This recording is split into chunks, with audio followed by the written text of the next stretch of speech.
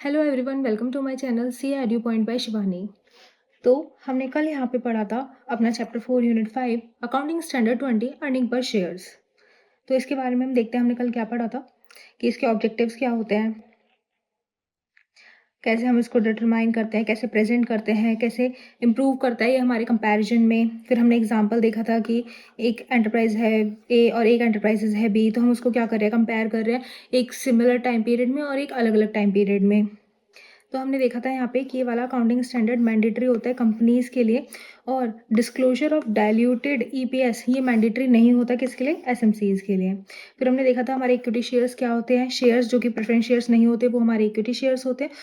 Preference shares हमारे वो होते हैं जो कि कैरी करते हैं प्रेफरेंशियल राइट्स और डिविडेंड्स मिलता है जिनको रीपेमेंट ऑफ कैपिटल होती है। फिर हमने देखा कि हमारे फाइनेंशियल इंस्ट्रूमेंट कौन कौन से होते हैं। इसमें लिखा है any contract that gives rise create to both financial assets and liabilities. जो हमारी एसेट्स क्रिएट करे, जो हमारी लाइबिलिटीज क्रिएट करे, वो क्या हो जाएंगे, हमारे फाइनेंशियल इंस्ट्रूमेंट। अब हमने पढ़ा था कि हमारे फाइनेंशियल एसेट्स कौन कौन से होते हैं। एक तो कैश होता है, कॉन्ट्रेक्चुअल राइट जहाँ पे हमें कैश रिसीव हो रहा है या फिर हमारे फेवर में कुछ होने वाला है जिससे हमें क्या हो रहा है, कैश रिसीव हो रहा है, या फिर contractual right to exchange financial instrument, यहाँ पे एक्सचेंज हो रहे हैं financial instrument with another enterprise, किसी और एंटरप्राइजेस के साथ, under condition that they are potentially favourable. हमारे फाइनेंशियल एसेट्स कौन से होते हैं, जो हमारे फेवर में काम करें, जिनसे हमें चीज़ें रिसीव हो। Equity shares of another enterprise, अगर हमने किसी और एंटरप्राइजेस के इक्विटी शेयर्स परचेज किए हैं तो क्या हो जाएगी, वो हमारे फाइनेंशियल इंस्ट्रूमेंट यानी कि फाइनेंशियल एसेट्स। फाइनेंशियल लाइबिलिटी क्या होती है, हमारी कोई भी लाइबिलिटी जिसमें हम कॉन्ट्रैक्ट कर रहे हैं किसी भी अदर एंटरप्राइजेस से, और जो कि क्या कर रही है, हमारी फाइनेंशियल एसेट्स कम कर रही है और हमारी फाइनेंशियल लाइबिलिटी बढ़ा रही है, जो कि यहाँ पे देखा है पोटेंशियली अनफेवरेबल हो जाती है हमारे लिए। नेक्स्ट होता है पोटेंशियल इक्विटी शेयर्स क्या होते हैं। यहाँ मैंने लिखवाया था जो आज इक्विटी शेयर नहीं बट फ्यूचर में इक्विटी शेयर बन जाएंगे, जैसे कि कन्वर्टेबल डिवेंचर्स। आज डिवेंचर्स है लेकिन फ्यूचर में जाके इक्विटी शेयर्स बन जाएंगे। कन्वर्टेबल प्रेफरेंस शेयर्स हमारे वो जो आगे जाके फ्यूचर में हमारे इक्विटी शेयर्स बन जाएंगे। शेयर वारंट्स ये भी मैंने एक्सप्लेन किया था, एक होता था शेयर सर्टिफिकेट, एक होता था शेयर वारंट। शेयर सर्टिफिकेट यहाँ पे शेयर होल्डर का नाम होता था, और शेयर वारंट जिसमें नाम नहीं होता था लेकिन साल के लास्ट में जिस किसी भी बंदे के हाथ में शेयर वारंट होगा वही कंपनी से अपने नाम पर शेयर अलॉट करा सकता है। फिर हमने क्या देखा है यहाँ पे स्टॉक, यहाँ पे क्या दे रखा है कि एम्प्लॉयज़ अगर चाहें तो वो अपनी चीज़ों को स्टॉक भी कन्वर्ट करा सकते हैं। कंटिजेंटेबल इशूएबल शेयर्स, यहाँ पे मैंने एग्जांपल दिया था कि एक कंपनी है, उसने बैंक से लोन ले रखा है और उसके बदले कुछ मॉर्गेज रख रखा है। अब बैंक क्या कर रहा है कि उसे लग रहा है कि मॉर्गेज की अमाउंट कंप्लीट नहीं हो पाएगी, तो वो एक कॉन्ट्रैक्ट करता है कि अगर तुम्हारे मॉर्गेज अमाउंट से मेरा काम नहीं हुआ और तुमने लोन रीपेमेंट नहीं की तो क्या होगा, हम एक एग्रीमेंट साइन करते हैं अभी फ्यूचर में, सॉरी अभी प्रेजेंट में, कि शेयर्स तुम आने वाले टाइम पे अपने शेयर्स मुझे दे दोगे। तो ये क्या हो गया, ये कंटिजेंसी बन गई हमारे पास कि अगर ऐसा काम नहीं हुआ तो हमें क्या करने पड़ेंगे, शेयर्स इशू करने पड़ेंगे बैंक को। फिर हमने पढ़ा बीईपीएस क्या होता है, बेसिक अर्निंग पर शेयर, इसका फॉर्मूला लिखवाया था मैंने और उसकी कैलकुलेशन बताई थी आपको। डीईपीएस डाइल्यूटेड अर्निंग पर शेयर, इसका भी फॉर्मूला लिखवाया था। इसमें ये होता है कि जब हम weighted average number of outstanding shares calculate करते हैं, जैसे यहाँ पे दे रखा है weighted average number of outstanding shares after considering potential equity shares, तो यहाँ पे सिर्फ हम बोनस शेयर्स को कैलकुलेट करते हैं इसके साथ। फिर हमने बताया था presentation, and enterprise should present DEPS and BEPS on the face value of the statement of PNL. PNL के साथ फेस वैल्यू उस पर दिखाया जाएगा। डिस्क्लोजर क्या होता है, where the statement of PNL includes extraordinary items. तो डीईपीएस और बीईपीएस कैसे कंप्यूट होगा, on the basis of earning excluding extraordinary items. फिर the amount use as the numerator and DPS reconciliation of these amount, हमें ये बताना पड़ेगा numerator हमारा कैसे आया था, हमारा डिनोमिनेटर कैसे आया था, और नॉमिनल वैल्यू पे लेंगे यानी कि हमारी फेस वैल्यू पे लेंगे हम शेयर्स को, कब, जब हम ईपीएस कैलकुलेट करेंगे। फिर हमने पढ़ा था राइट शेयर्स। बेसिकली पढ़ा भी क्या था, मैंने आपको फॉर्मूले लिखवाए थे कि राइट शेयर्स होते क्या हैं, तो इसके स्टेप्स थे कि हम राइट शेयर्स कैसे कैलकुलेट करते हैं। तो इसका स्टेप 1 था कि सबसे पहले हम market price x right calculate करते हैं। अब मार्केट प्राइस एक्स राइट क्या होता है, मार्केट प्राइस कम राइट क्या होता है, ये सब टर्म्स मैं एक्सप्लेन करती हूँ। सबसे पहले हमारा एक साल है, एक ईयर है, यहाँ पे 1 जनवरी 31 दिसंबर तक का कैलेंडर ईयर है। और यहाँ पे क्या हो रहा है, यहाँ हम ले लेते हैं एक डेट 1 जुलाई। यहाँ पे ना हमारी कंपनी ने राइट शेयर्स इशू करे हैं।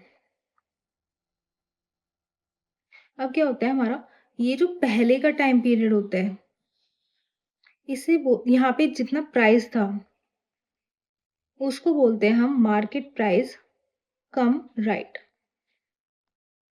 राइट आने से पहले। और यहाँ जितना भी प्राइस था हमारे शेयर का, वो हो जाएगा market price x right. Clear? ये दोनों टर्म हमें समझ में आ गई। ये दोनों क्या दे रखा है, हमारे जो क्वेश्चन में यूज होता है ना, वो इस वाले टर्म का होता है मेजरली। लेकिन कभी कभी क्या होता है, ये टर्म ना हमें दे नहीं रखी होती। 90% क्वेश्चन में तो आपको ये गिवन होगा, और अगर जिस किसी भी क्वेश्चन में नहीं गिवन है, वहाँ आपको ये गिवन होगा, और इसकी हेल्प से हम ये कैलकुलेट करेंगे। क्लियर? देन यहाँ पे हमने स्टेप 2 पढ़ा था कि हम एक पेड पार्ट निकालते हैं, एक बोनस पार्ट निकालते हैं। ये भी क्वेश्चन में समझ में आएगा। और पेड पार्ट कैसे निकलता है, हमने जितने भी राइट्स इशू करे हैं शेयर्स अपने, उनको राइट प्राइस से और मार्केट प्राइस एक्स राइट से निकालेंगे, और बोनस पार्ट निकल जाएगा, राइट शेयर में से माइनस करेंगे हम पेड पार्ट को। लास्ट स्टेप में क्या था कि हम कैलकुलेट जब करेंगे अपना ईपीएस, तो पेड पार्ट को हम टाइम बेसिस पे लेंगे और बोनस पार्ट को हम विदाउट टाइम बेसिस पे लेंगे। तो इसका एक एग्जाम्पल कर लेते हैं हम, जिससे हमें पता चले कि कैलकुलेट कैसे होता है। तो इसके लिए हम लिखेंगे क्वेश्चन, 1 जनवरी को 10,000 शेयर्स है हमारे पास, @10 ईच। फिर 1 जुलाई राइट इशू किया हमने of 1000 shares @20 each. Market price x right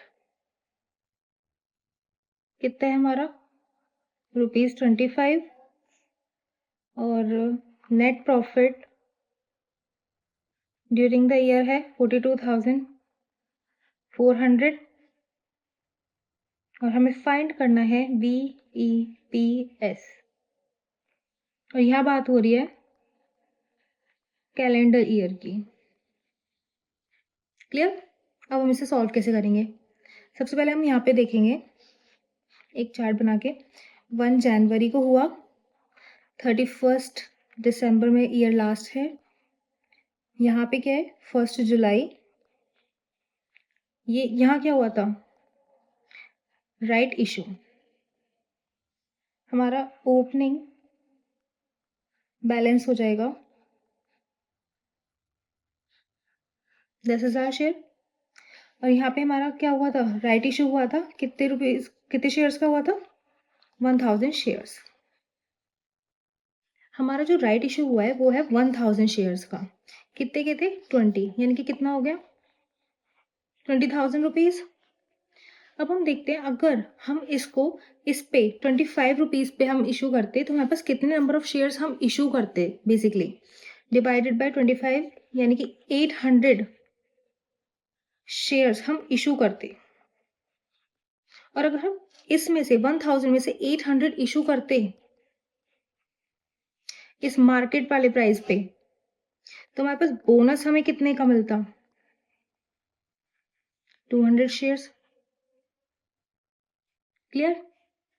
अब इसी को कह देते हैं हम पेड पार्ट। हम यहाँ एज्यूम कर लेंगे कि ये 1000 में से 800 को तो हमने पेड पार्ट कंसीडर किया, और इसमें 200 हमने बोनस इशू किया। क्लियर? अब इसी को हम लैंग्वेज में कैसे लिखते हैं, सबसे पहले हम लिखेंगे यहाँ पे पेड पार्ट, और इसका फॉर्मूला क्या था हमारा पेड पार्ट का, right share into right price market price x right.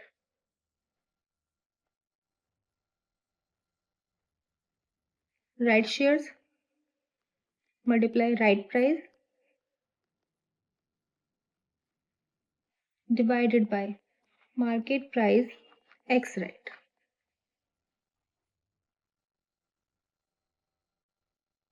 Clear? अब राइट शेयर्स में क्या लिखेंगे हम, 1000 शेयर्स, राइट प्राइस 20, और एक्स प्राइस कितना था और एक्स प्राइस था हमारा 25, तो ये हो जाएगा हमारा 800 शेयर्स। ये आ गया हमारा पेड पार्ट। अब लिखेंगे हम बोनस। बोनस पार्ट कितना था हमारा, यानी कि राइट शेयर्स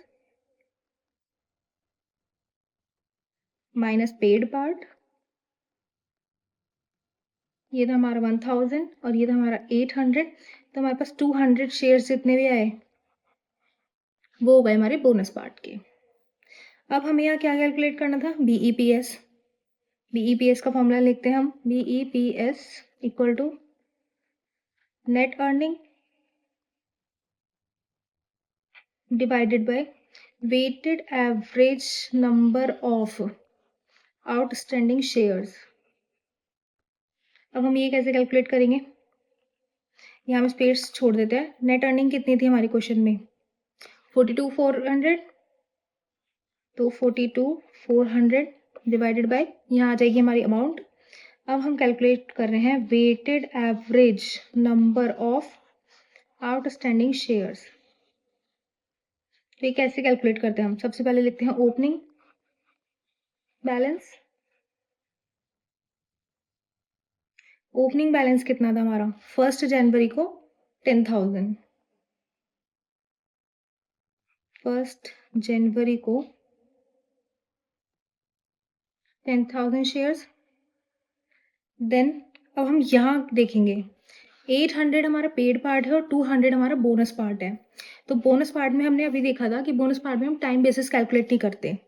तो 1 जुलाई बोनस इशू 200 शेयर्स और 1 जुलाई इशू ऑफ शेयर्स कितने थे 800 मल्टीप्लाई। अब हमारे पास जुलाई से दिसंबर तक कितने मंथ्स हैं, 6 मंथ्स। तो हम 6 मंथ्स कैलकुलेट करेंगे, कितना आ गया 400 शेयर्स। टोटल करेंगे 10,600 शेयर्स। अब यही अमाउंट हम कहाँ लिखेंगे, बीईपीएस के फॉर्मूले में, और इसको कैलकुलेट करके आएगा हमारे पास ₹4 पर शेयर आंसर। तो आई गेस राइट इशू सबको क्लियर है।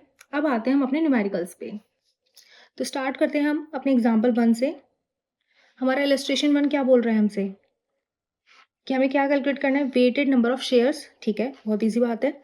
तो हमें 1 जनवरी में दे रखा है बिगनिंग ऑफ द ईयर इतना बैलेंस है, इशू करे हमने 31 मई को 600 और फिर बाय बैक कर लिया हमने 300 शेयर्स।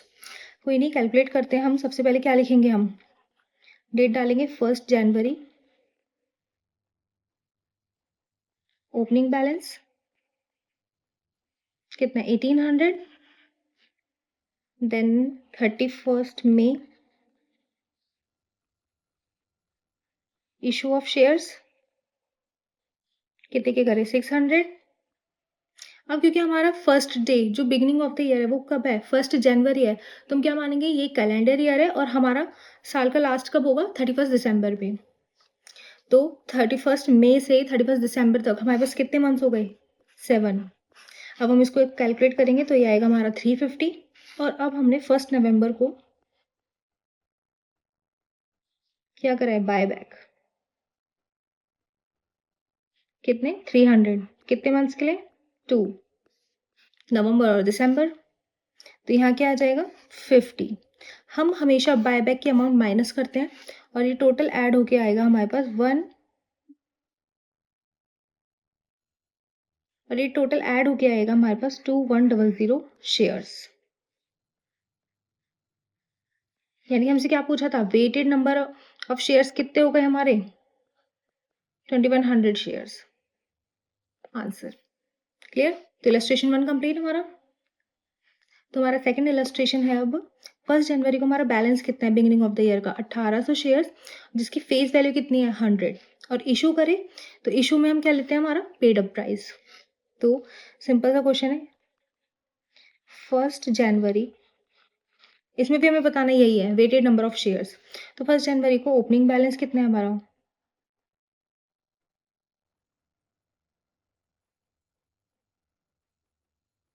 मल्टीप्लाई 10, 1800, देन 31st अक्टूबर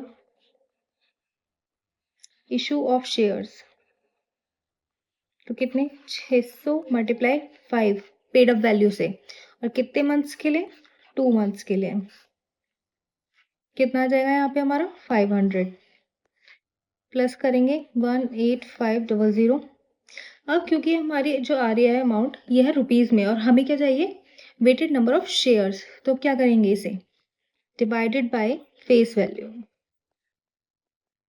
फेस वैल्यू कितनी हमारी 10, तो क्या आ जाएगा 1850 shares. Answer clear. Second illustration में भी किसी को कोई प्रॉब्लम नहीं है। अब देखते हैं हम अपना इलस्ट्रेशन 3। अब इलस्ट्रेशन 3 में हमें क्या दे रखा है, क्वेश्चन पढ़ते हैं सबसे पहले। नेट प्रॉफिट दे रखा है 2001 का, नेट प्रॉफिट दे रखा है 2002 का, और यहाँ पे क्या दे रखा है number of equity share outstanding कितने हैं 20 लाख। हमने यहाँ पे बोनस इशू किया है, ओके कब करा है 1 अक्टूबर को, जिसमें पास 2 equity share for each equity share outstanding, यानी कि हमारे पास 20,000 थे तो हमने 2 और इशू करे हैं, कितना हो गया हमारा 40 लाख। और हमें क्या कैलकुलेट करना है बेसिक अर्निंग पर शेयर। यहाँ लिखते हैं हम BEPS का फॉर्मूला क्या होता है, नेट अर्निंग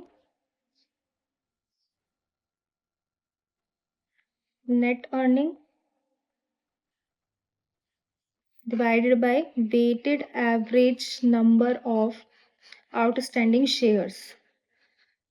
क्लियर। नेट अब हम लेते हैं यहाँ पे हमें 2 साल का प्रॉफिट दे रखा है, इसका भी और इसका भी, तो पहले हम इसका कैलकुलेट करते हैं, हमेशा हम लास्ट वाले का ही करते हैं। तो इसकी नेट अर्निंग कितनी है 60, ये हमें weighted number of outstanding shares calculate करना पड़ेगा। कैलकुलेट करते हैं weighted average number of outstanding shares कितना है यहाँ पर, ये 20 सितंबर का ही है और ये भी 1 अक्टूबर का है, तो यानी कि टाइम बेसिस हमें लगाना नहीं है किसी में। तो कितना दे रखा है 20 लाख, बैलेंस है 20 लाख यहाँ पे, प्लस बोनस, बोनस में भी हम कभी टाइम पीरियड लगाते नहीं है। 40 लाख हमने कैलकुलेट किया था, कितना आ गया 60 लाख, यही हम यहाँ लिख देंगे। तो BEPS कितना आया हमारे पास 1 रुपीज़ पर शेयर। अब क्योंकि हमें क्वेश्चन में ये भी दे रखा है तो हम इसके लिए भी कैलकुलेट कर लेते हैं, और इसके लिए जब हम कैलकुलेट करेंगे तो हम ये बोनस वाला पार्ट भी लेंगे और उसे बोलेंगे हम एडजस्टेड BEPS।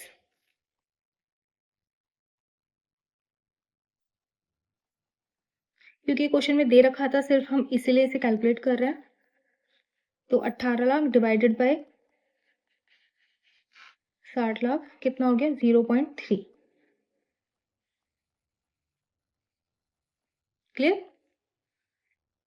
हमारा इलस्ट्रेशन नंबर 3 भी हुआ। अब हम अपना इलस्ट्रेशन 4 देखते हैं। यहाँ पे क्या दे रखा है, नेट प्रॉफिट दे रखा है 2001 का, 2002 का, नंबर ऑफ शेयर्स आउटस्टैंडिंग दे रखे हैं राइट इशू से पहले के 5000, राइट इशू का price 15, last date to exercise right 1 March, और right issue is 1 share for each 5 outstanding, यानी कि इसी का मल्टीप्लाई 1/5, तो कितना हो गया 1 लाख।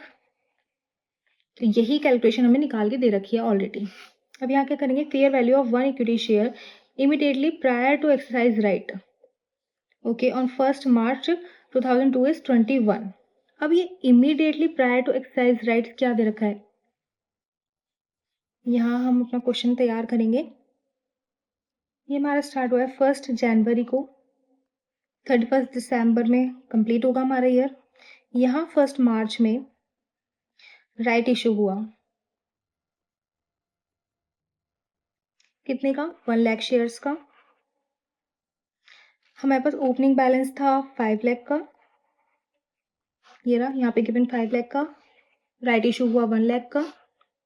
अब यहाँ क्या दे रखा है, ये जो 21 दे रखा है यहाँ पे प्रायर टू एक्साइज राइट, यानी कि एक्साइज राइट से पहले, राइट इशू से पहले हमारा प्राइस कितना है, मार्केट प्राइस कम राइट 21, और यहाँ जो इशू हुआ है वो प्राइस क्या है हमारा 15। तो हमें किसकी जरूरत पड़ती है, इस वाले पार्ट की, जहाँ पे हमें क्या निकालना होता है, मार्केट प्राइस एक्स राइट। तो मैंने बताया था कि अगर कभी-कभी क्या होता है क्वेश्चन में गिवन नहीं होता तो हमें कैसे करना होता है, खुद से कैलकुलेट करके निकालना होता है। तो बस अब हम इसे कैलकुलेट करेंगे यहाँ पर। देखेंगे step 1।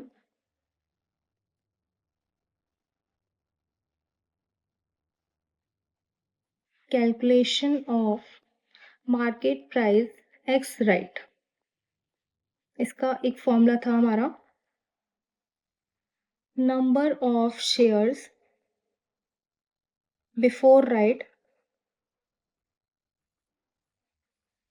Multiply market price come right plus right issue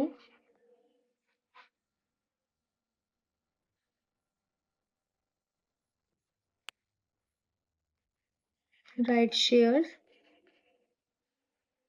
multiply right price divided by total shares after right। तो यहाँ पे number of shares before right कितने थे हमारे, 5 लाख। तो लिखेंगे हम 5 लाख मल्टीप्लाई मार्केट प्राइस कम राइट कितना था हमारे पास 21 प्लस राइट शेयर्स कितने थे हमारे 1 लाख और राइट प्राइस कितना था हमारा क्वेश्चन में 15 डिवाइडेड बाय टोटल शेयर्स। तो टोटल शेयर्स कौन कौन से रहेंगे, एक तो 5 लाख हो गए हमारे और एक हो जाएंगे 1 lakh.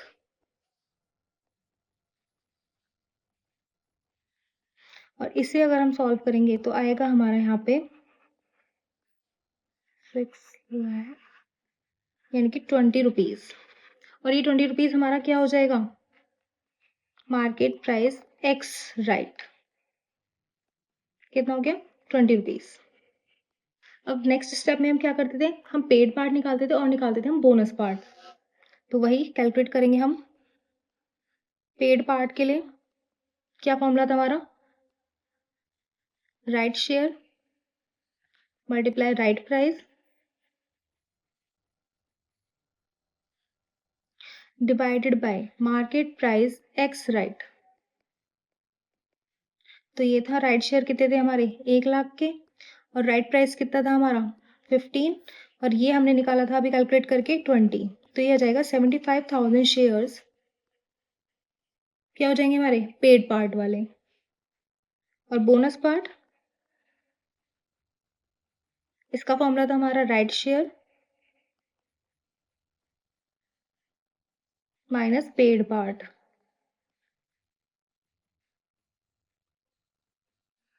1 lakh minus 75,000 equal to 25,000 shares. ये भी कैलकुलेट कर लिया अब हमने। अब हम निकालते हैं यहाँ पे weighted average number of outstanding shares. तो ये हम कैसे निकालेंगे, अब यहाँ पे सबसे पहले तो ओपनिंग कब है 1 जनवरी को। ओपनिंग कितनी थी हमारी, क्वेश्चन में जाके देखते हैं 5 लाख। तो लिख देंगे हम डायरेक्ट 5 लाख शेयर्स। फिर हमने 1 मार्च में बोनस इशू किया, कितने का था वो 25,000 शेयर्स।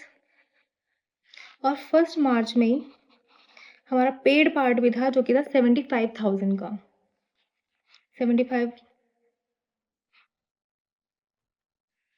75,000 का जो कि हम क्या लिखेंगे, इशू ऑफ शेयर्स कितने 75,000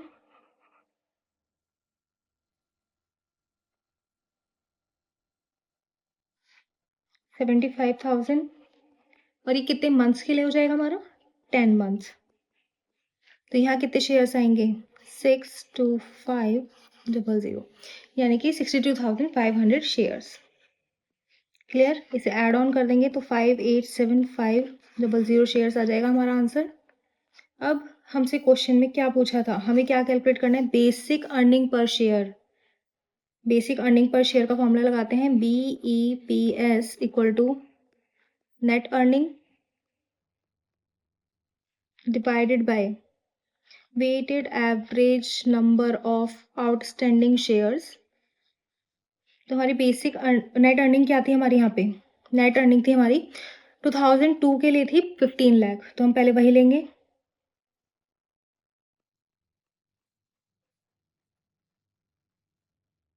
डिवाइडेड बाय दिस 587500, और इसे कैलकुलेट करके आएगा हमारा 2.55 आंसर, इतने रुपीस पर शेयर। अब क्योंकि हमें फिर से यहाँ पे दे रखा है नेट प्रॉफिट 11 लाख का, तो हम इस ईयर के लिए भी कैलकुलेट करेंगे, लेकिन उसे क्या बोलेंगे हम, एडजस्टेड BEPS। तो यहाँ लिखते हैं हम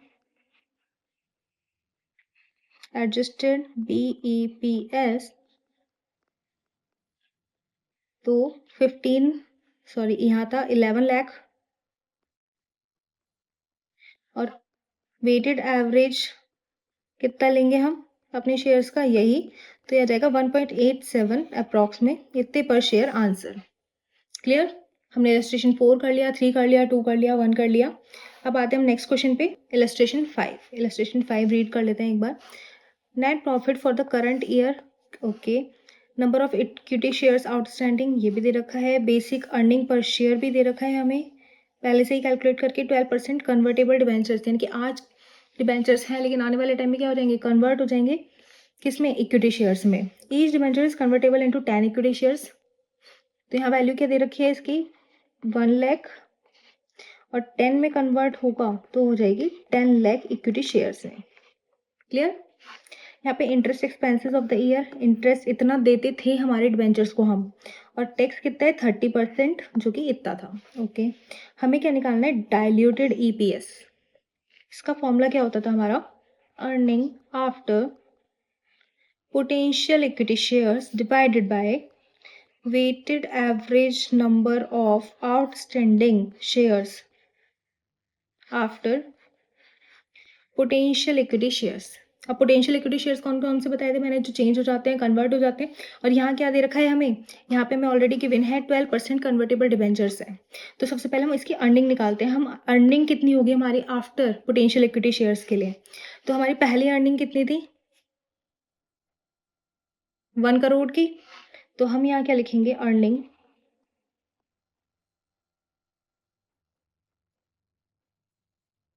1 करोड़। अब यहाँ पे क्या दे रखा है, पहले है ना, जब हम अपना प्रॉफिट एंड लॉस अकाउंट बनाते थे तो उसमें हम एक एक्सपेंसेस दिखाते थे इंटरेस्ट का, लेकिन अब ये डिबेंचर्स कन्वर्टेबल हो गए हैं, तो यानी कि हमारा इंटरेस्ट का खर्चा तो बच गया, तो इंटरेस्ट हम ऐड ऑन कर देंगे वापस से। तो इसमें क्या करेंगे, प्लस इंटरेस्ट कितना, 12 लाख।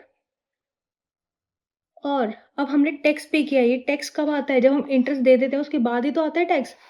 अब हम टैक्स माइनस करेंगे इसमें से, माइनस 3,60,000, और इसको कैलकुलेट करके आएगा हमारा 10,84,400, यानी कि 1,08,40,000 रुपीज। ये हो गई हमारी नेट अर्निंग। यहाँ हम अपना क्वेश्चन सॉल्व करेंगे। नेट अर्निंग कितनी आई, 1,08,40,000। अब हमें क्या कैलकुलेट करना है, weighted average number of outstanding shares, ये कैलकुलेट करते हैं अब हम यहाँ पे।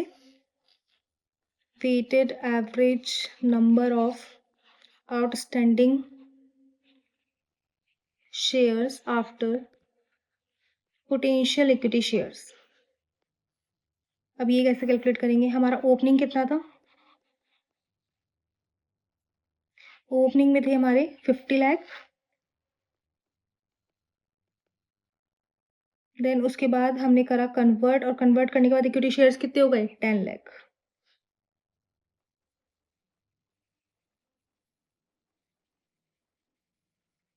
कितनी अमाउंट आई, 60 लाख। क्लियर? अब हम इसे लिखेंगे यहाँ पे 60 लाख, तो कितना आ जाएगा हमारा 1.806, और यही हमारा आंसर है, यही हमारा डायल्यूटेड EPS हो जाएगा। अब हम करेंगे अपना नेक्स्ट इलस्ट्रेशन, इलस्ट्रेशन नंबर 6। यहाँ पे इलस्ट्रेशन 6 में हमें दे रखा है net profit of the year कितना है 12 लाख का, average number of equity shares outstanding 5 lakh. तो हमारा क्या निकालना है, बेसिक ईपीएस और डायल्यूटेड। तो बीईपीएस तो हमारा ऐसे ही आ जाएगा। हमारा नेट प्रॉफिट कितना है यहाँ पर 12 लाख, और वेटेड नंबर ऑफ एवरेज कितना है शेयर्स हमारे 5 लाख। तो ये आ गया 2.4 रुपीज पर शेयर। अब हमें निकालना है डायल्यूटेड वाला पार्ट। डायल्यूटेड वाले पार्ट के लिए क्या दे रखा है हमें, average fair value of 1 equity shares, यानी कि ये हो गया हमारा मार्केट प्राइस एक्स राइट। और हमें अंडर ऑप्शन मतलब राइट इशू,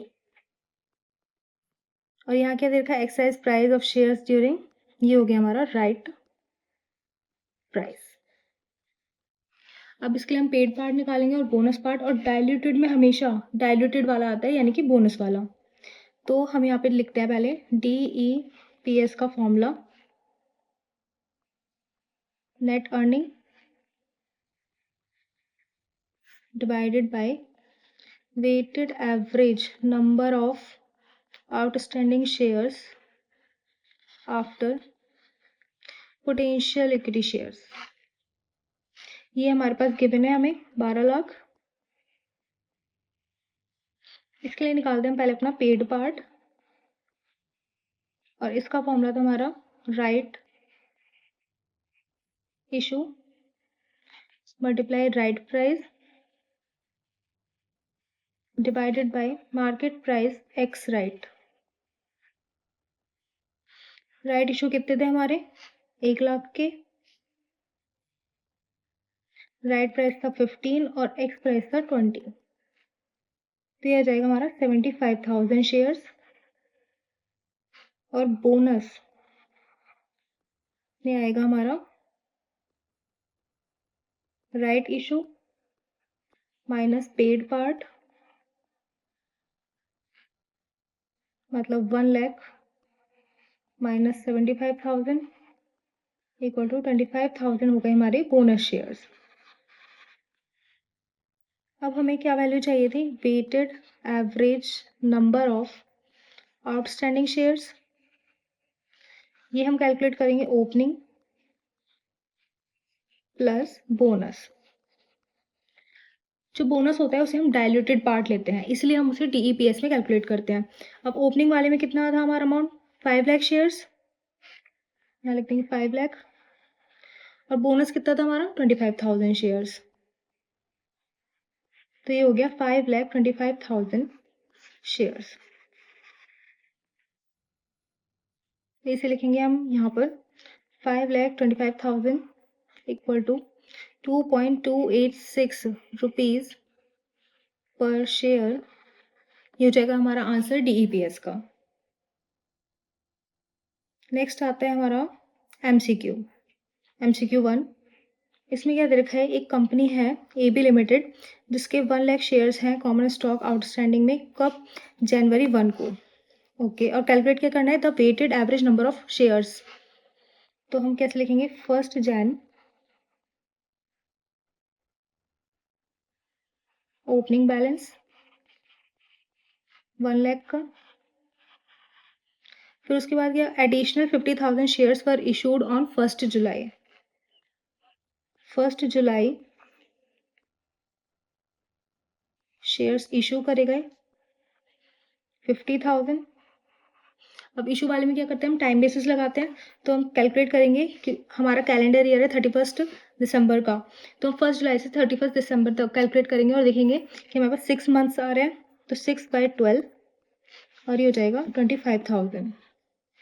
नेक्स्ट क्या है, 25,000 वर री एक्वायर हो जाएगा यहाँ पे buy back.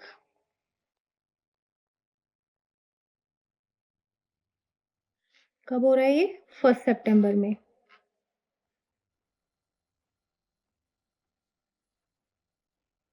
Buy back 25,000 shares कितने मंथ्स के लिए, 4/12। तो ये अमाउंट आएगी 8333। और हमेशा हम जितना भी बायबैक करते हैं उसको करते हैं माइनस। तो हमारे पास आएंगे 1,16,667 शेयर्स। तो इसका आंसर होगा हमारा सी। नेक्स्ट आते हैं क्वेश्चन नंबर 9। क्वेश्चन नंबर 9 में क्या दे रखा है हमें, एनईटी ए लिस्टेड एंटिटी है ऑन 1 अप्रैल, यानी कि फाइनेंशियल ईयर दिखा रखा है, the following capital structure. Equity shares दे रखे हैं, प्रेफरेंस शेयर्स दे रखे हैं। During the year this the company had profit after tax 90 lakh. Okay, 1 जनवरी को क्या हो रहा है, he made a bonus issue of 1 equity share for every 2, यानी कि हमारे पास 10 लाख थे, तो फॉर एवरी 2 हमारे पास हो जाएंगे 5 लाख का हमें बोनस मिल गया। 1 January N E T issue 2 lakh equity share of 1 each at their full market price of 7.60 shares. Okay, यहाँ पे फिर से इशू करा गया है 2 लाख का। यहाँ पे क्या हो रहा है, NET shares were trading at 8.05 per share, इतने में, ठीक है। Further it has been provided at the basic earning per share for the year ended this, हमें दे रखा है BEPS कब का, 31 मार्च 2001 का 62.30, और हमसे पूछा गया है कैलकुलेट करना है बेसिक अर्निंग पर शेयर कब, 31 मार्च नेक्स्ट ईयर का हमसे BEPS कैलकुलेट कराया जा रहा है। ओके, तो हमें सबसे पहले नेट प्रॉफिट दे रखा है, लास्ट ईयर का नेट प्रॉफिट निकालते हैं, हमारी नेट अर्निंग्स कितनी थी।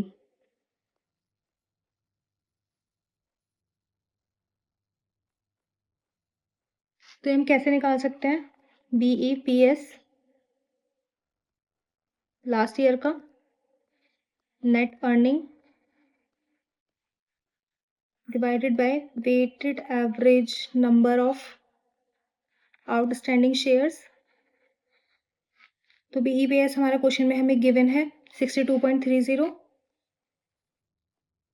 नेट अर्निंग्स हमें निकालनी है, और weighted number of average shares भी है हमारे पास 10 लाख। तो हमारी नेट अर्निंग हो जाएगी, इन दोनों की अगर हम मल्टीप्लाई करा, 6 करोड़ 23 लाख हो जाएगी हमारी नेट अर्निंग। अब इसके बाद कैलकुलेट करेंगे हम अपना BEPS, लेकिन कब का, 2001 का। वो इसलिए जिससे हम कंपेयर कर सकें अपने प्रेजेंट BEPS को लास्ट ईयर वाले से। तो ये हो जाएगा हमारा एडजस्टेड BEPS, जिसमें हम अपना बोनस पार्ट भी लेंगे। तो इसका फॉर्मूला था net earning divided by weighted average equity shares. Net earning अब हमें पता है कितना है हमारे पास, 6 करोड़ 23 लाख, और नेट अब हमारे पास वेटेड एवरेज कितना हो जाएगा, पहले कितना था हमारे पास 10 लाख, और अब हमने बोनस इशू करे हैं 5 लाख के, यानी कि 15 लाख, जो कि आएगा हमारा 41.53 पर शेयर। इसकी रिक्वायरमेंट नहीं थी, लेकिन हमें लास्ट ईयर का प्रॉफिट और शेयर्स दे रखे थे, तो इसलिए हमने इसे कैलकुलेट कर लिया। अब हमारा प्रेजेंट में BEPS हमें कैलकुलेट करना है। तो सबसे पहले हम देखते हैं नेट अर्निंग, फॉर्मूला लिखेंगे हम हमेशा weighted average number of outstanding shares. अब निकालते हैं हम पहले नेट अर्निंग। हमारी नेट अर्निंग है 90 लाख की। अब यहाँ पे हमें दे रखा था, ये जो नेट अर्निंग आई है हमारी, ये प्रॉफिट आफ्टर टैक्स की है, यानी कि अभी हमने प्रेफरेंस डिविडेंड नहीं दिया। तो हम इसमें से, इस नेट अर्निंग में से अपना प्रेफरेंस डिविडेंड भी माइनस करेंगे, जो कि होगा 8% इस अमाउंट पे, 1 करोड़ पे। तो minus preference dividend 1 crore multiply 8%, तो कितना हो जाएगा 8 लाख। तो ये आ जाएगा यहाँ पे 82 लाख हमारी नेट अर्निंग। अब कैलकुलेट करेंगे weighted average number of outstanding shares. वो कैसे कैलकुलेट करेंगे हम, यहाँ पे ओपनिंग ओपनिंग में कितने थे हमारे 10 लाख,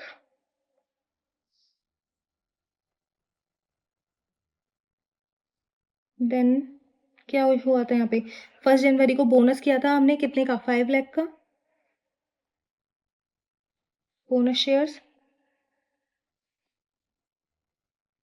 ओपनिंग थी हमारी 1 अप्रैल की, बोनस हुआ 1 जनवरी को और एक हमने इश्यू भी करा था 1 जनवरी को, इश्यू ऑफ शेयर्स। कितने शेयर्स इश्यू करे थे हमने? 2 लाख। कितने में? 1 में। तो इश्यू ऑफ 2 शेयर्स कितने हो गए? 2 लाख। और कितने टाइम पीरियड के लिए? 3/12। तो ये आ जाएगा हमारा और इसका टोटल होगा 15,50,000। अब हम इसे अपने फॉर्मूले में रख लेंगे यहाँ पे और हमारा प्रेजेंट BEPS आएगा 5.290 रुपीज़ पर शेयर और यही हमारा आंसर होगा। अब नेक्स्ट है हमारा क्वेश्चन नंबर 10। रीड करते हैं इसे। क्वेश्चन नंबर 10 में क्या दे रखा है? हमें नेट प्रॉफिट दे रखा है 2001 का, 2002 का, आउटस्टैंडिंग शेयर्स दे रखे हैं, number of shares outstanding prior to right issue, यानी कि राइट इशू से पहले के शेयर्स दे रखे हैं हमें। हमने राइट इशू किया 1 new share for each 4 outstanding, हमें पहले ही कैलकुलेट करके दे रखा है 22,50,000 हमारे शेयर्स हैं। राइट इशू का प्राइस ये है, लास्ट डेट 31 मार्च है। Okay. Fair rate of 1 equity share immediately prior to exercise of right, वही प्रायर टू एक्सरसाइज राइट, यानी कि ये हमारा हो गया मार्केट प्राइस कम राइट। लेकिन हमें क्वेश्चन सॉल्व करने के लिए क्या चाहिए होता है? Market price x right. और ये क्वेश्चन में गिवन नहीं है तो हमें इसकी कैलकुलेशन करनी पड़ेगी। और हमसे पूछा क्या है? You are required to compute the basic earning per share. तो इसके लिए सबसे पहले स्टेप 1 लिखते हैं हम। स्टेप 1 क्या था? Calculation of market price x right. इसके फॉर्मूले में क्या था? Number of shares before right multiply market price come right plus right issue multiply right price divided by total number of shares after right. अब values put करेंगे। Number of shares before right कितने थे हमारे पास? 10 lakh. Market price कम right कितना था? 25 plus right issue कितने के हुए हमारे? 2,50,000 और राइट प्राइस कितना था हमारा? 20 divided by total number of shares यानी कि 10 लाख और प्लस 2,50,000, तो ये हो जाएगा हमारा 12,50,000। और इसे सॉल्व करेंगे तो हमारा आएगा मार्केट प्राइस एक्स राइट जो कि होगा 24 रुपीज। अब हमारा स्टेप 2 क्या रहता था? कैलकुलेशन ऑफ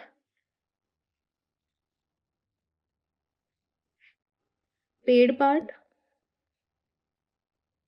और बोनस पार्ट। पेड पार्ट का फॉर्मूला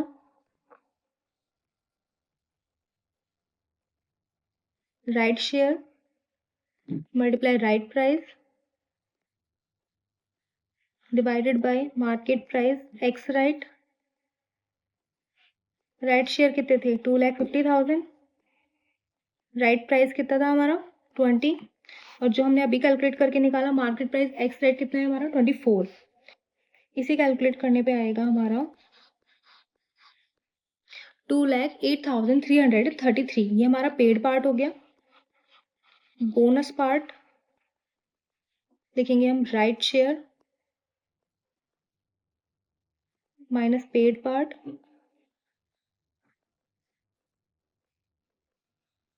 2,50,000 माइनस 2,08,333।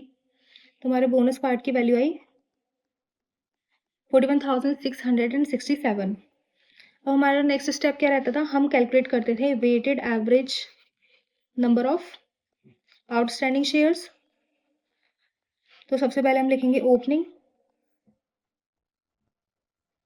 ओपनिंग देखते हैं कितनी थी हमारे क्वेश्चन में, 10 लाख शेयर्स, और ये कब थी हमारी। अब इसमें क्या लिखेंगे हम अब लिखेंगे बोनस पार्ट, जो कि था हमारा 31 मार्च में। तो 31 मार्च बोनस इशू, कितने शेयर थे हमने कैलकुलेट करे थे, 41,667। और 31 मार्च को एक हमारा पेड पार्ट भी था, तो जिसको बोलते हैं हम इशू ऑफ शेयर्स। वो कितना था हमारा, 2,08,333। और इसमें लगाएंगे अब हम टाइम बेसिस, और टाइम बेसिस के लिए हमारे पास कितने हैं, 9 मंथ्स। और ये कैलकुलेट करके आएगी हमारी अमाउंट अप्रॉक्स, ये मैंने अप्रॉक्स में कर दिया। इन सबको प्लस करेंगे तो आएगा 1197917।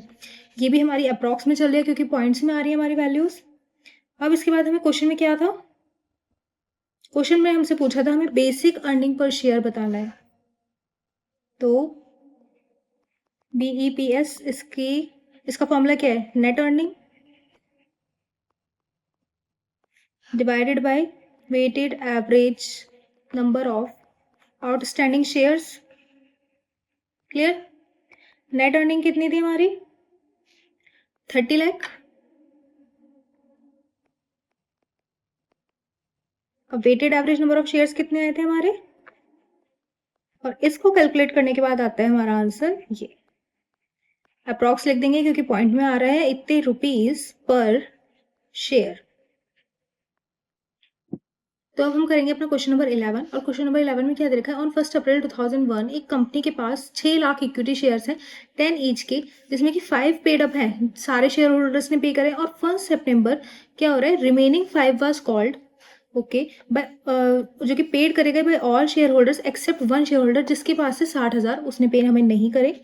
और नेट प्रॉफिट क्या दे रखा है यहाँ पे 31 मार्च का इतना, after considering dividend on preference shares, यानी कि प्रेफरेंस शेयर्स देने के बाद, उनको डिविडेंड देने के बाद हमारा नेट प्रॉफिट कितना आया, 21,96,000।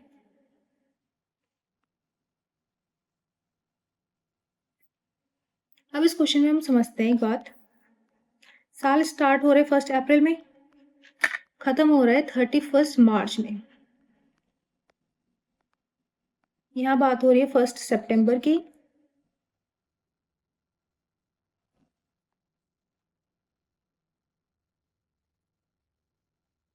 ये हो गए 5 मंथ्स और ये हो गए 7 मंथ्स। क्लियर। हमारा यहाँ पे कितने, यहाँ से लेके यहाँ तक 6 लाख इक्विटी शेयर्स वालों ने हमें 5 रुपीज दे दिए, कितने में से, 10 में से, और वो भी कितने मंथ्स के लिए, 5 मंथ्स के लिए। अब हमने क्या करा, इस 6 लाख को ना हमने 2 हिस्सों में बांट लिया, एक तो इतने हिस्सों में और एक इतने हिस्से में, यानी कि इसकी कैलकुलेशन अलग करेंगे, इसकी कैलकुलेशन अलग करेंगे, और जो बाद में आएगा उसको हम ऐड कर देंगे। अब हमने सिर्फ इसको माना 5 रुपीज़ के लिए, हमने अज्यूम कर लिया कि 5 रुपये पे कर रहे हैं 10 रुपीज़ में से, तो 6 लाख मल्टीप्लाई 5/10 इंटू 5/12, ये हमारा टाइम पीरियड आ गया यहाँ पे। अब यहाँ पे क्या हुआ, 1 सितंबर को सारे शेयर होल्डर्स ने पैसे दिए लेकिन एक ने नहीं दिए, जिसकी अमाउंट कितनी थी, 60,000। तो हमें 6 लाख में से 60,000 हटा दें तो हमारे पास कितना बचा, 5,40,000। यानी कि इन 5,40,000 वालों ने तो पूरा अमाउंट दिया, कितने मंथ्स के लिए दिया, 7/12। ये भी क्लियर हो गया हमें। अब क्या कर रहा है, जब कंपनी हमारी प्रेफरेंस डिविडेंड दे रही है तो हम एज्यूम करेंगे कि जो पहले वाला 60,000 जिस बंदे ने नहीं दिए उसने भी 5 रुपीज तो पे किए थे ना हमें, तो यानी कि 60,000 कितने टाइम पीरियड के लिए करे होंगे इसने, 7/12, और कितने करे, 5 करे आउट ऑफ कितने, 10 में से। सिंपल सी बात है। अब हमें क्या करना होता है यहाँ पे, weighted average number of equity shares हम कैसे करेंगे, आउटस्टैंडिंग इक्विटी शेयर्स। सबसे पहले हम लिखेंगे अपने ओपनिंग, ओपनिंग कब हो रहे थे हमारे, 1 अप्रैल को,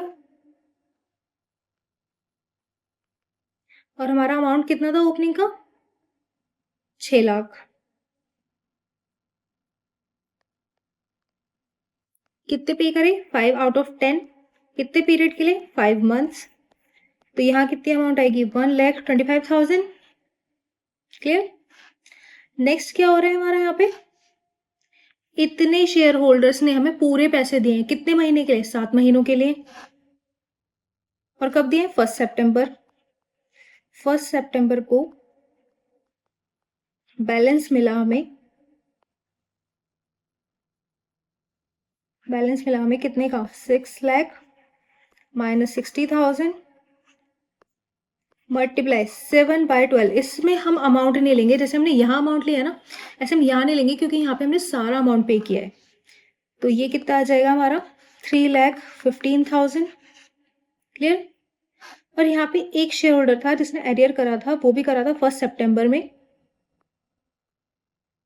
शेयर होल्डर, 1 शेयर होल्डर कितने थे, 60,000 थे, जिसके कितने आधे पे करे, कितने टाइम पीरियड के लिए रह गए, इतने के उसने नहीं दिए थे हमें। इसको लिखेंगे 17,500 कैलकुलेट करने पे। और इन सभी का अगर मैं टोटल करूँ तो कितना आएगा, 4,57,500। इस क्वेश्चन में अर्निंग दे रखी है हमें 21,96,000। सिंपल BEPS का फॉर्मूला क्या होता है हमें, earning upon wetted average number of outstanding equity shares. Earning कितनी देखी अभी हमने, 21,96,000। और हमने यहाँ पे कैलकुलेट कर दी अमाउंट इसकी 4,57,500। तो ये आ गया हमारा 4.8 rupees per share answer. Clear. Next देखते हैं, नेक्स्ट क्वेश्चन है हमारा question number 12। Number of equity shares outstanding 30 lakh, basic earning per share हमें दे रखी है 5। नंबर ऑफ 12% कन्वर्टेबल डिबेंचर्स, ठीक है, each debentures is convertible into 10 equity shares. यहाँ पे कितने थे, 50,000 थे, 10 में कन्वर्ट हो रहे हैं तो कितने हो जाएगा, 5 लाख। 50,000 थे, 10 में कन्वर्ट हो रहे हैं तो कितना हो जाएगा, 5 लाख। ठीक है। टैक्स का रेट दे रखा है, ये भी ठीक है। हमें क्या निकालना है, डायल्यूटेड EPS। कुछ है नहीं खास, हमें सब चीज़ दे रखी है, लेकिन हमें नेट अर्निंग नहीं दे रखी है इस क्वेश्चन में। तो हम क्या करेंगे, सबसे पहले नेट अर्निंग कैलकुलेट करेंगे। अब नेट अर्निंग कैसे कैलकुलेट करेंगे, BEPS की हेल्प से। हमारी BEPS का फॉर्मूला क्या होता है, नेट अर्निंग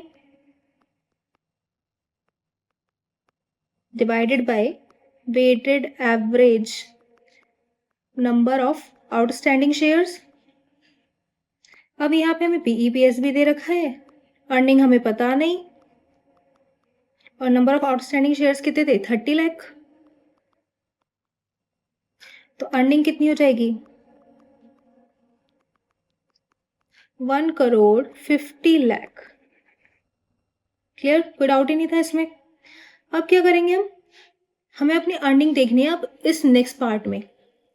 यहाँ पे क्या हो रहा है, अब हमारे डिबेंचर्स हैं, यानी कि हमने 12% उनको इंटरेस्ट भी दिया होगा, जो हमारे पिछली बार प्रॉफिट एंड लॉस में एक्सपेंसेस आया था, और हमने टैक्स भी दिया होगा। और इंटरेस्ट दिया होगा तो हमारा इंटरेस्ट कितना होगा, उसका इंटरेस्ट कैलकुलेट करते हैं हम। इंटरेस्ट ऑन डिबेंचर्स 12% था, कितनी अमाउंट पे, 50,000 शेयर थे 100 के, यानी कि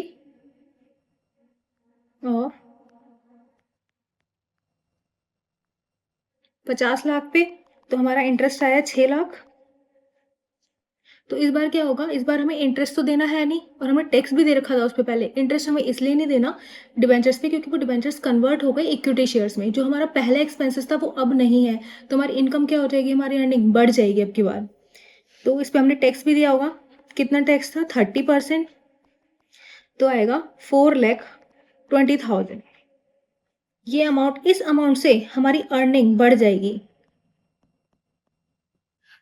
तो जब हम DEPS कैलकुलेट करेंगे तो हमारी अर्निंग क्या होगी, 1,50,00,000 प्लस 4,20,000, जो कि हो जाएगी 1,542 दिस। क्लियर। अब हमें निकालना था हमारा weighted average number of outstanding shares. अब ये कैसे निकालेंगे हम? सबसे पहले वही ओपनिंग में कितना था हमारा 30 लाख,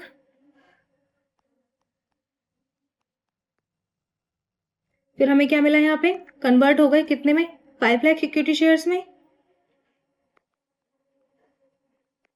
5 लाख कितना हो गया 35 लाख। क्लियर? अब हमें निकालना था DEPS, इसका हो जाएगा नेट अर्निंग और यहाँ हो जाएगा weighted average number of potential equity shares. Net earning क्या कैलकुलेट करी हमने अभी 1,54,20,000 1,54,20,000 और वेटेड एवरेज नंबर ऑफ कितना कैलकुलेट करा था हमने 35 लाख और ये क्या हो जाएगा 4.405 rupees per share answer. Clear? तो इसी के साथ हमने इसी चैप्टर के सारे इलस्ट्रेशन और सारे क्वेश्चंस कर लिए अपने ICI मटेरियल के। तो अगर किसी भी स्टूडेंट को अब भी अगर किसी भी क्वेश्चन में कोई भी प्रॉब्लम आ रही है तो प्लीज़ मुझे ज़रूर बताएं। Thank you.